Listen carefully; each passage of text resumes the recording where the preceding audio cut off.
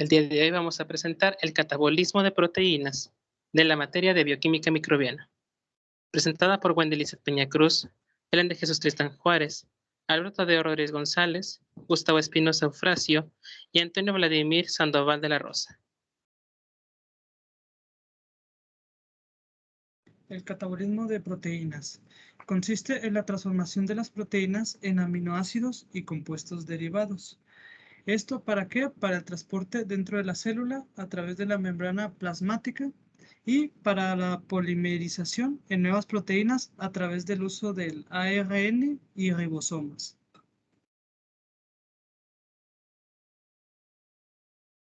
La degradación de proteínas se catabolizan de 1 a 2% del total de proteínas musculares y 75 a 80% de los aminoácidos liberados se reutilizan en la síntesis de nuevas proteínas y del 20 al 25% del nitrógeno restante se elimina como urea.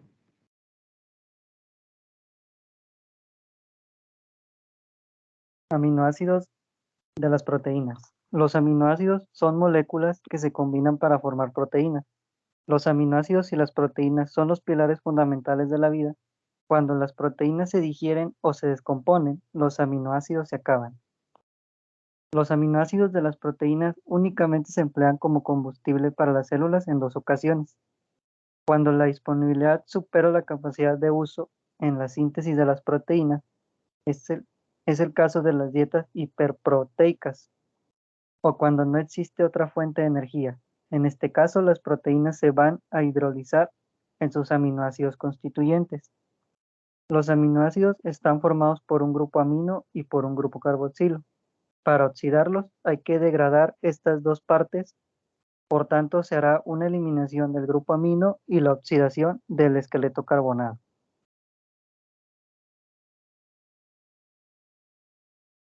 El metabolismo de los aminoácidos requiere de una vía exclusiva para el metabolismo del esqueleto de carbono de los aminoácidos.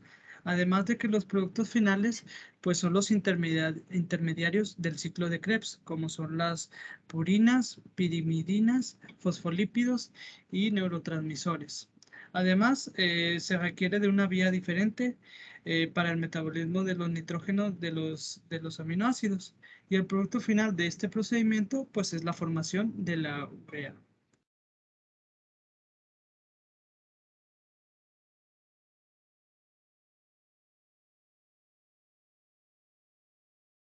La siguiente imagen muestra las reacciones básicas del catabolismo de proteínas. Como primera parte tenemos la eliminación del grupo amino, que se diferencian en dos etapas, la transaminación y la desaminación oxidativa. Y como punto 2 tenemos la oxidación del esqueleto carbonado. Gracias a estas reacciones de transaminación y desaminación oxidativa, el esqueleto carbonatado del alfa-cetoácido, derivado del aminoácido de partida, se oxida completamente en el ciclo de Krebs a CO2 y H2O. El amoníaco que se obtiene en la desaminación resulta muy tóxico para las células y es necesario su eliminación.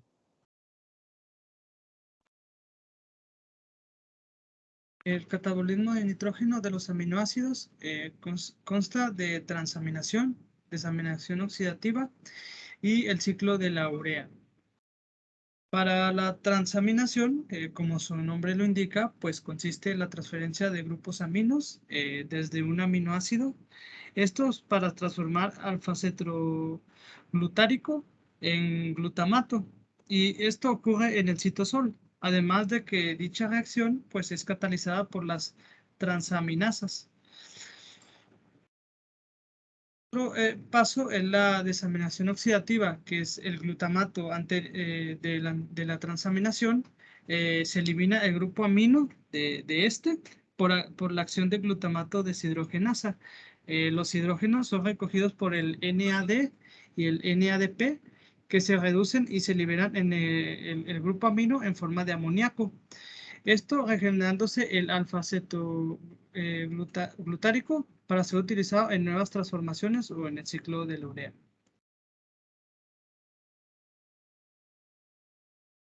Los esqueletos carbonados se quedan como resto cuando se elimina el grupo amino. Se degradan siguiendo rutas específicas. Mediante rutas catabólicas diferentes se obtiene el piruvato, el acetilcoenzima A, el oxalacetato, el fumarato, el succinilcoenzima A y el alfa-acetoglutarato, entre otros. Estos compuestos pueden oxidarse completamente dando dióxido de carbono y agua, o utilizarse para la síntesis de glucosa y ácidos grasos que posteriormente serán utilizados como combustibles.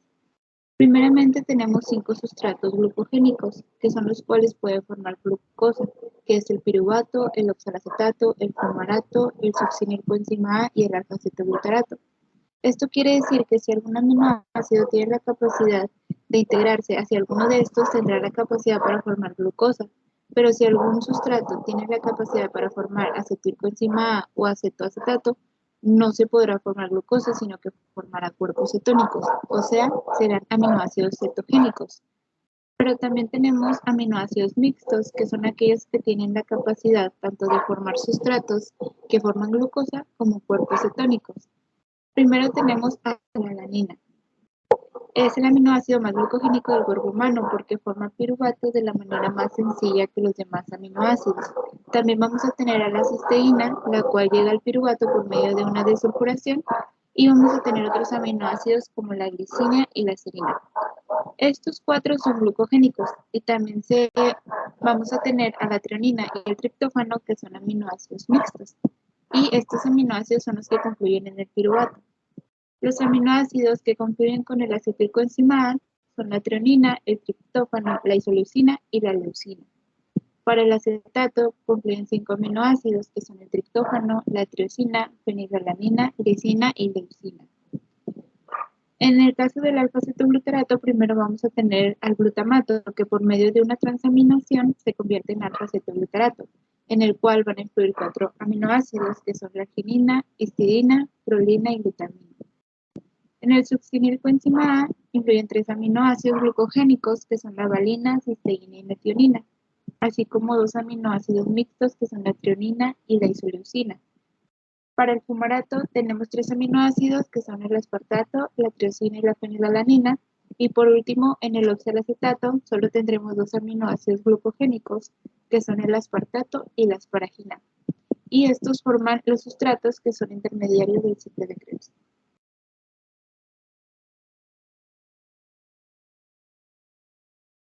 En el ciclo de la urea tenemos que este es un proceso metabólico en el cual se procesan los derivados proteicos y se genera urea como producto final, en el cual se utilizan 4 enlaces de alta energía de 3 moléculas de ATP.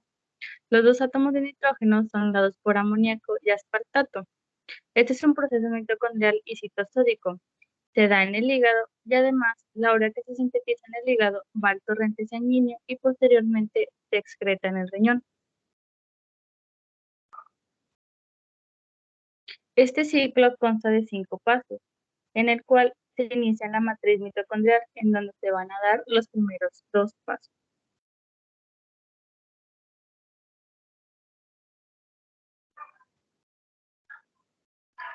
En la matriz mitocondrial, el dióxido de carbono y el amonio reaccionan para formar el carbamóvil fosfato por medio de la enzima carbamóvil fosfato sintetasa, requiriendo de un cofactor que es el N-acetilglutamato.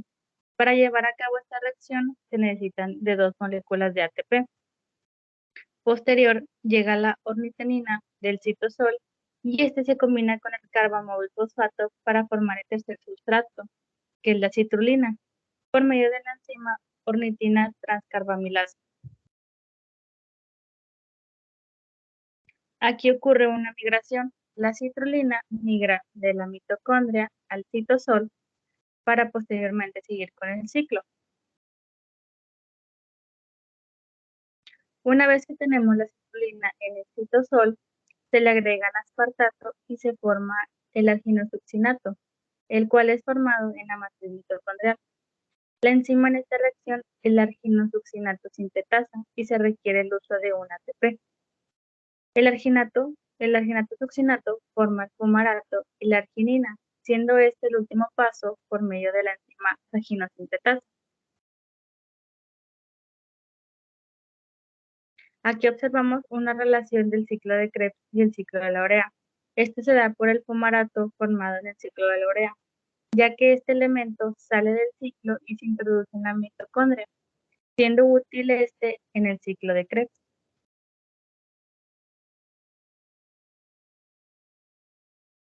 Volviendo al ciclo de la urea, en nuestro quinto sustrato, que es la arginina, este se convierte una parte en urea y otra parte en ornitina por la enzima arginasa. La urea se va al riñón y posteriormente es excretado por la orina, mientras que la ornitina se introduce a la mitocondria para seguir su ciclo en el carbamóvil.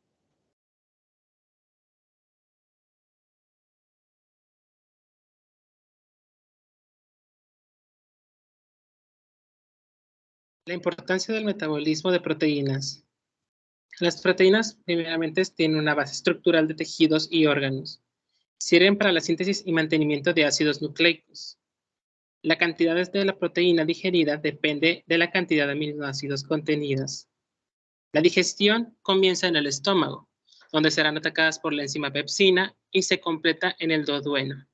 El jugo pancreático, junto con las enzimas que contienen las células intestinales, la transformarán en estructuras más simples, que luego pasarán a través de la mucosa intestinal hasta llegar a los enterocitos, donde se completará la hidrólisis, obteniendo así aminoácidos y en una menor cantidad oligopéptidos, que pueden entrar por una bomba de sodio, por ejemplo, o por simple difusión. Ya dentro del enterocito sucede lo que acabamos de ver en esta exposición. El metabolismo proteico en hígado y músculo, al contrario que en el enterocito, está sujeto a control hormonal. Los aminoácidos llegan al hígado por la vena porta, donde parte de ellos podrán ser liberados a la circulación sistémica y otros utilizados para la síntesis de proteínas. El amoníaco, por la degradación del aminoácido, se transforma en urea y desechada en la orina, como acaba de mencionarse.